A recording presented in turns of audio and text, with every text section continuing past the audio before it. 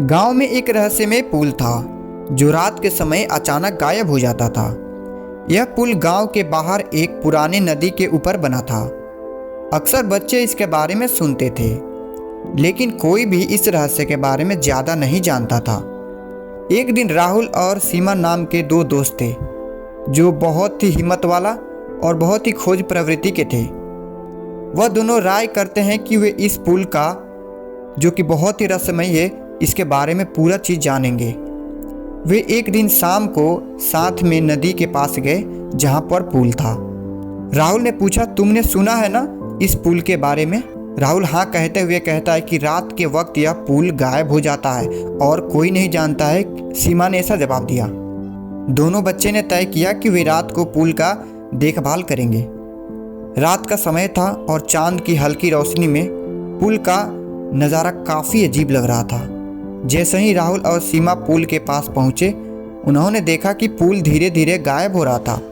पहले यह धुंधला होना शुरू हुआ और फिर कुछ ही सेकंडों में पूरी तरह से पुल गायब हो गया। यह क्या हो रहा है? सीमा ने चिल्लाई।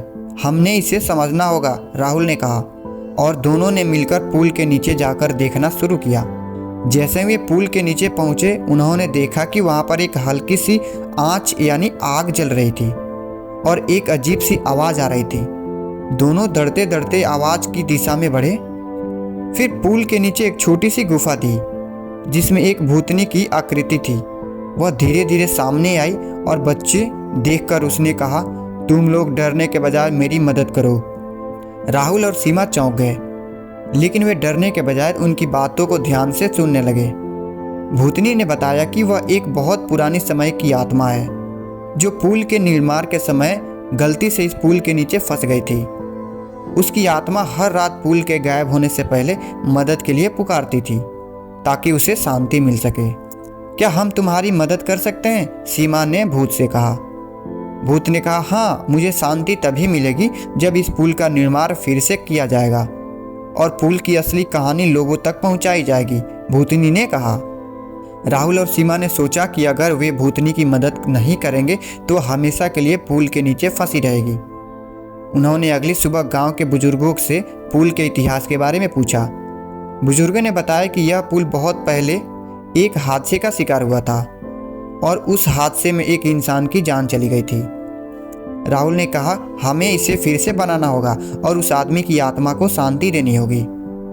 सीमा और राहुल ने गांव के लोगों को इसके बारे में बताया और सबने मिलकर पुल का दोबारा निर्माण करवाया। कई महीने की मेहनत के बाद पुल का निर्माण हो चुका। जैसे ही नए पुल का उद्घाटन किया गया, सबने महसूस किया अब पुल की वजह से कोई अजीब घटनाएं नहीं हो रही थी। राहुल और सीमा फिर से रात को उस जगह पहुंच गए जहां पहले पुल गायब हुआ करता था, लेकिन अब वहां कुछ अजीब नहीं हो रहा था। पुल पूरी तरह से दिख रहा था। सीमा ने कहा, देखो, पुल अब गायब नहीं होता। यह संकेत है कि हमने सही काम किया है, राहुल ने ऐसा जवाब दिया सीमा को। कुछ ही समय बाद एक हल्की सी हवा चली और भूतनी की आत्मा ने धन्यवाद कहा। अब मैं शांति से जा सकती हूँ। तुम दोनों ने मेरी मदद की और अब इस पुल के नीचे कोई आत्मा नहीं फंसी रहेगी। गांव वालों ने नए पुल का जश्न मनाया। यह अब न केवल सुरक्षित था बल्कि नए इतिहास का किस्सा भी बन चुका था। राहुल और सीमा ने महसूस किया कि साहस और समझदारी से किसी भी समस्या का हल निकाला जा सकता है। हमने भूत की मदद की और साथ ही इस गांव के लोगों की शांति दी, राहुल ने ऐसा कहा। हाँ, और हम दोनों ने सीखा कि कभी भी डर के बजाय सही रास्ता अपनाना चाहिए, सीमा ने ऐसा कहा। यह कहानी हमें यह सिखाती है कि अगर हम हिम्मत और समझदारी से किसी भी समस्या का समाधान करते हैं तो न केवल हमें सफलता मिलती है बल्कि हम दूसरों की मदद भी कर सकते हैं। कभी भी डर से पीछे न हटें, क्योंकि सही रास्ता, सही सोच हमें किसी भी समस्या से बाहर निकाल सकती है।